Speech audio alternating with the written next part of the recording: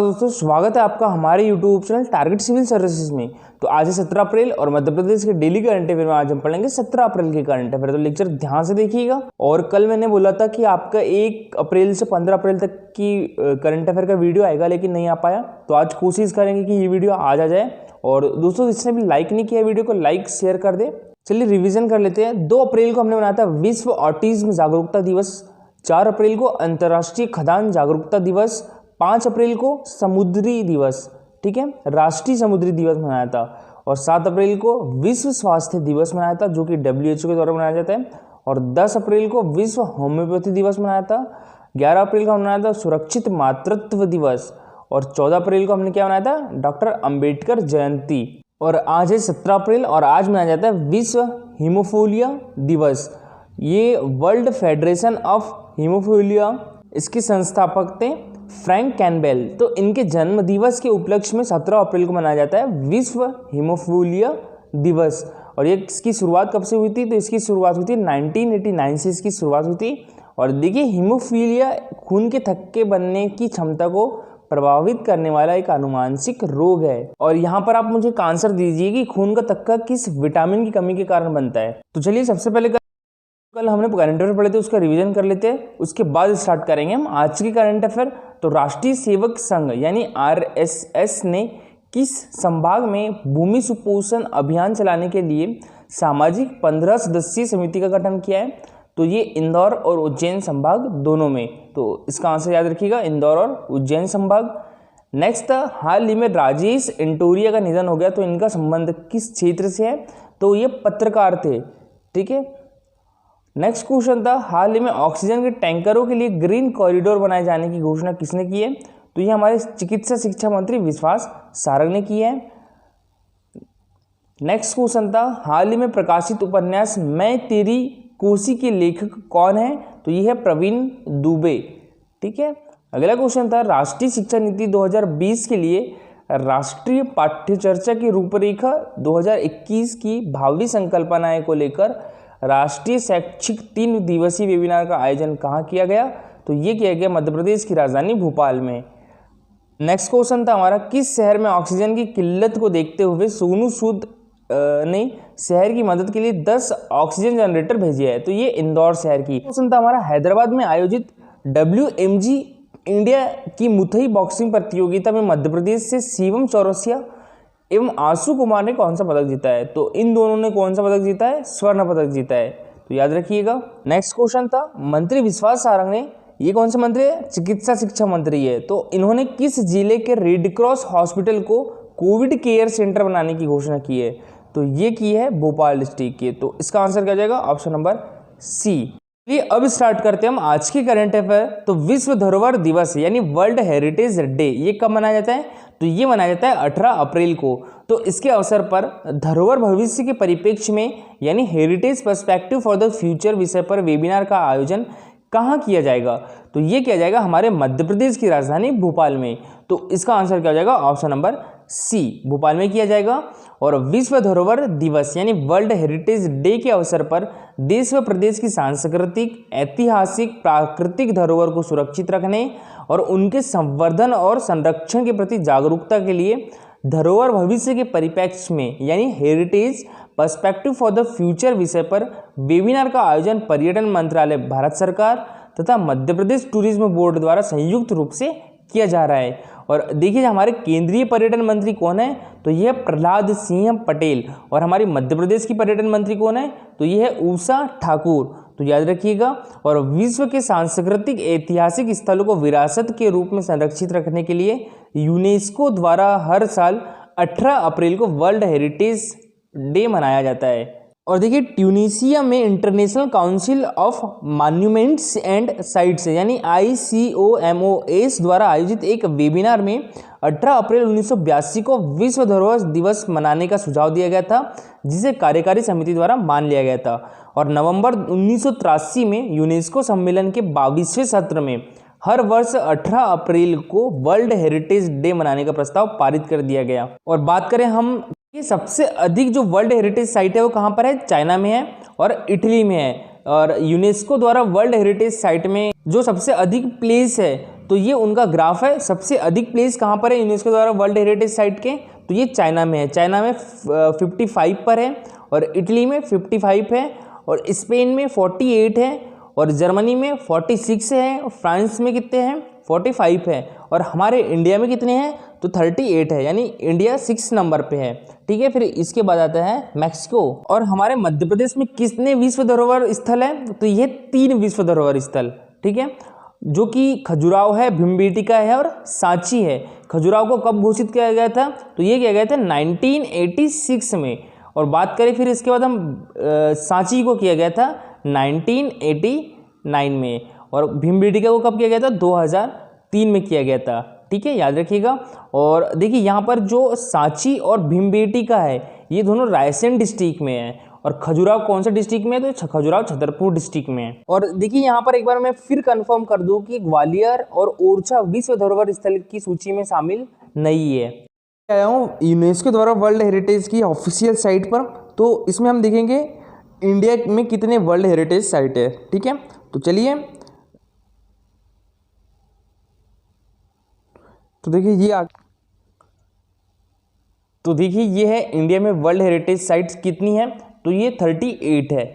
इसमें कल्चर 30 है, ठीक है, कल्चर 30 है इसमें, और जो नेचुरल है वो 7 है, और मिक्स्ड यानी कल्चर और नेचुरल दोनों एक है, तो 37 और 1 38 हो गई। ठीक है, और देखो आपको यहाँ पर कहीं भी ग्वालियर और ओरछा नहीं दिखेगा। एक तो यहाँ पर आप कहीं भी देखोगे तो ग्वालियर और ओरछा नहीं दिखेगा आपको। ठीक है, हमारा हाल ही में मध्य प्रदेश शासन द्वारा उप सचिव के पद पर किसे नियुक्त किया गया है, तो ये नियुक्त किया गया है लक्ष्मण सिंह मरकाम को। तो इसका आंसर हो जाएगा ऑप्शन नंबर सी, और ये है लक्ष्मण सिंह मरकाम। और हमारे मध्य प्रदेश के मुख्य सचिव कौन है, तो वो है इकबाल सिंह बैस, और ये मध्य प्रदेश के 33वें मुख्य सचिव है, तो याद रखिएगा। तो देखिए राज्य शासन ने भारतीय नौसेना आयुध संगठन के श्री लक्ष्मण सिंह मरकाम की सेवाएं रक्षा मंत्रालय से प्रतिनियुक्ति पर लेकर उन्हें उप सचिव मध्य प्रदेश शासन पदस्थ किया गया है, और सामान्य प्रशासन विभाग द्वारा उक्त आदेश जारी किया गया है। नेक्स्ट क्वेश्चन है हमारा इंटीग्रेटेड रोड एक्सीडेंट डेटाबेस यानी IRAD का क्रियान्वयन मध्य प्रदेश के कितने जिलों में किया जा चुका है, तो देखिए ये मध्य प्रदेश के 41 जिलों में किया जा चुका है, तो इसका आंसर हो जाएगा ऑप्शन नंबर बी। ठीक है, 41। और ये एक ऐप है, इसके माध्यम से जितने भी एक्सीडेंट होते हैं ना तो उनका डेटा रखा जाता है इसमें। तो देखिए हमारे जो अतिरिक्त पुलिस महानिदेशक हैं DC सागर, इन्होंने बताया कि इंटीग्रेटेड रोड एक्सीडेंट डेटाबेस यानी IRAD का क्रियान्वयन मध्य प्रदेश में प्रभावी रूप से किया जा रहा है, और उन्होंने बताया कि ऐप का उपयोग प्रदेश के 41 जिलों में प्रारंभ किया जा चुका है। और देखिए भारत सरकार ने ऐप के क्रियान्वयन के लिए पायलट प्रोजेक्ट के रूप में मध्य प्रदेश को भी शामिल किया है। और पायलट प्रोजेक्ट में कितने राज्य, तो इसमें 6 राज्य है। कौन कौन से, एक तो तमिलनाडु, एक हमारा मध्य प्रदेश, उत्तर प्रदेश, कर्नाटक, महाराष्ट्र और राजस्थान, तो ये 6 राज्य है पायलट प्रोजेक्ट में, तो इसमें हमारा मध्य प्रदेश भी शामिल है। और इन्होंने बताया कि ऐप का उपयोग कर सड़क दुर्घटनाओं का डेटाबेस तैयार किया जा रहा है, और डेटाबेस के आधार पर दुर्घटनाओं की रोकथाम के लिए आवश्यक कदम उठाए जा रहे हैं, जिससे कि दुर्घटनाओं की संख्या को न्यूनतम किया जाकर जनधन हानि से बचाया जा सके। हमारा आज़ादी के अमृत महोत्सव के अवसर पर मध्य प्रदेश के ऐतिहासिक स्मारकों पर आधारित फोटोग्राफी प्रतियोगिता का आयोजन किस विभाग के द्वारा किया जा रहा है, तो देखिए ये हमारे मध्य प्रदेश के संस्कृति विभाग के द्वारा किया जा रहा है, तो इसका आंसर हो जाएगा ऑप्शन नंबर ए। और संस्कृति विभाग की मंत्री कौन है, तो ये ऊषा ठाकुर है। ऊषा ठाकुर के पास संस्कृति विभाग भी है, पर्यटन विभाग भी है और अध्यात्म विभाग भी है। और हमारे मध्य प्रदेश के गृह मंत्री कौन है, तो यह नरोत्तम मिश्रा। और केंद्रीय गृह मंत्री कौन है, तो अमित शाह है। तो देखिए संस्कृति विभाग के संचालनालय, पुरातत्व अभिलेखागार एवं संग्रहालय द्वारा आज़ादी के अमृत महोत्सव के अवसर पर मध्य प्रदेश के ऐतिहासिक स्मारकों पर आधारित फोटोग्राफी प्रतियोगिता का आयोजन किया जा रहा है, और प्रतियोगिता में चयनित छायाचित्रों को प्रथम पुरस्कार के रूप में 1 लाख रुपए, द्वितीय पुरस्कार में 50,000 रुपये और तृतीय पुरस्कार में 25,000 रुपये एवं 3 छायाचित्रों को सांत्वना पुरस्कार के रूप में 10-10 हज़ार रुपये प्रदान कर सम्मानित किया जाएगा। नेक्स्ट क्वेश्चन है हमारा मध्य प्रदेश में कितने कोविड केयर सेंटर प्रारंभ किए जा चुके हैं, तो देखिए अभी तक कि हमारे मध्य प्रदेश में 94 कोविड केयर सेंटर बनाए जा चुके हैं, तो इसका आंसर हो जाएगा ऑप्शन नंबर डी। ठीक है, 94 कोविड केयर सेंटर। तो हमारे मध्य प्रदेश के जिलों में 94 कोविड केयर सेंटर का संचालन आरंभ हो गया है, और प्रत्येक जिले को 2 करोड़ रुपए की व्यवस्था के लिए उपलब्ध कराए गए हैं। और इसके साथ ही मुख्यमंत्री राहत कोष से प्रत्येक जिले को 1-1 करोड़ रुपए की अलग से राशि भी जारी की गई है। और दोस्तों यहाँ पर अगर हम बात करें कि हमारे मध्य प्रदेश का सबसे बड़ा कोविड केयर सेंटर कहाँ बनाया जा रहा है, तो ये बनाया जा रहा है कहाँ पर, इंदौर में।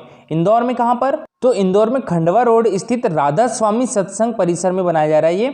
और ये देखिए देश का दूसरा सबसे बड़ा कोविड केयर सेंटर रहेगा और इसमें लगभग 2000 बेड की व्यवस्था की जाएगी। और देखिए ये बेड कैसे रहेगी, यूज एंड थ्रो, मतलब आप इसका यूज भी कर सकते हो, उसके बाद इसको फेंका भी जा सकता है और इन बेडों को फेंकने के बाद पर्यावरण को भी कोई नुकसान नहीं होगा। तो इस टाइप के बेड बनाए जा रहे हैं यहाँ पे। और दोस्तों ये संख्या 2000 बेड तक की सीमित नहीं रहेगी, इसको और अधिक बढ़ाया जाएगा। तो याद रखिएगा हमारे मध्य प्रदेश में अभी 94 कोविड केयर सेंटर प्रारंभ किए जा चुके हैं और जो हमारे मध्य प्रदेश का सबसे बड़ा कोविड केयर सेंटर कहाँ पे, तो ये इंदौर में है और ये देश का दूसरा सबसे बड़ा कोविड केयर सेंटर है। तो इतनी चीज याद रखिएगा। नेक्स्ट क्वेश्चन हमारा, चटर्जी ऑर्केस्ट्रा की स्थापना करने वाले कलाकार प्रभात चटर्जी का निधन हो गया, तो इनका संबंध मध्य प्रदेश के किस जिले से है, तो इनका संबंध है मध्य प्रदेश के इंदौर डिस्ट्रिक्ट से। तो इसका आंसर हो जाएगा ऑप्शन नंबर ए। और जो इंदौर में रहता है तो प्रभात चटर्जी को जानता ही होगा, क्योंकि अभी आपने दिसंबर में देखा होगा ये फुटपाथ पे रह रहे थे। तो इनको जो इंदौर के कलेक्टर हैं उन्होंने वृद्धाश्रम में किया था और ये मध्य प्रदेश के बहुत जाने माने संगीतकार भी है दोस्तों। ये बहुत दिन से लापता हो चुके थे लेकिन इनको दिसंबर 2020 में ढूंढ लिया था हमारे कलेक्टर के द्वारा और कलेक्टर ने इनको वृद्धाश्रम में किया था। तो इनका भी निधन हो गया है। तो देखिए संगीत के जरिए लोगों का दिल जीत लेने वाले एक ऐसे कलाकार का शुक्रवार को निधन हो गया जिसने शहर को ऑर्केस्ट्रा की सौगात दी। और चटर्जी ऑर्केस्ट्रा की स्थापना करने वाले कलाकार प्रभात चटर्जी का शुक्रवार की शाम को हार्ट अटैक से निधन हो गया है। नेक्स्ट क्वेश्चन है हमारा, फिक्की फ्लो इंदौर की नई चेयरपर्सन कौन बनी है, तो देखिए ये अभी बनी है मीतू कोहली।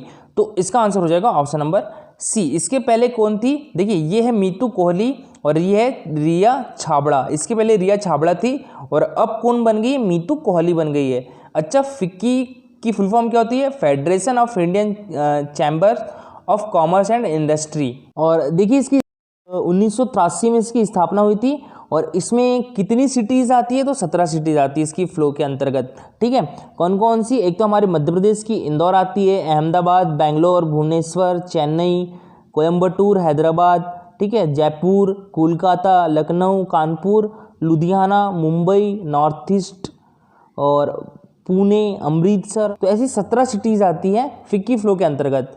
तो देखिए फिक्की फ्लो इंदौर की नई चेयरपर्सन मीतू कोहली नियुक्त की गई है और वे 2021-22 के लिए संस्था का संचालन करेंगी। और इसके पहले कौन थी, तो रिया छाबड़ा थी।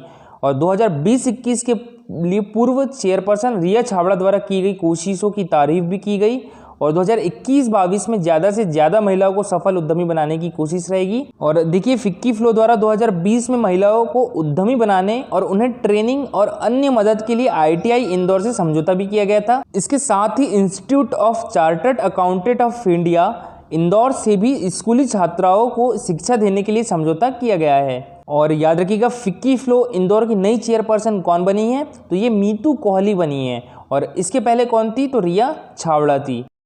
कल का हमारा क्वेश्चन था, रानी लक्ष्मीबाई की समाधि किस नगर में है, तो देखिए ये है ग्वालियर में। तो इसका आंसर हो जाएगा ऑप्शन नंबर ए। ठीक है, और बात करें हम यहाँ रानी लक्ष्मीबाई की, तो इनका जन्म 19 नवंबर 1835 को हुआ था।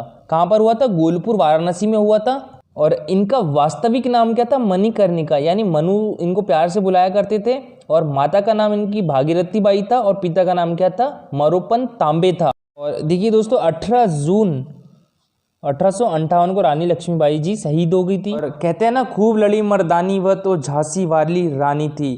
दोस्तों एक सेनापति थे, अंग्रेज सेनापति ह्यूरोज, उन्होंने क्या बोला था, विद्रोहियों में यदि कोई जवां मर्द थी तो वह झांसी की रानी लक्ष्मीबाई थी। और आज के लिए आपका क्वेश्चन है, गांधी सागर बांध मध्य प्रदेश में किस नदी पर स्थित है, तो ये ऑप्शन है और सभी लोग डिटेल में आंसर दीजिएगा इसका। ठीक है, और ये हमारा टेलीग्राम चैनल और ये हमारा इंस्टाग्राम चैनल। अगर आपको प्रॉपर नोटिफिकेशन चाहिए हमारे वीडियो की तो आप टेलीग्राम चैनल ज्वाइन कर सकते हो। और दोस्तों लेक्चर अच्छा लगा हो तो लाइक और शेयर जरूर करिएगा। अगर आप इस चैनल पे नए हो तो सब्सक्राइब भी कर लीजिए। Thank you for watching this video.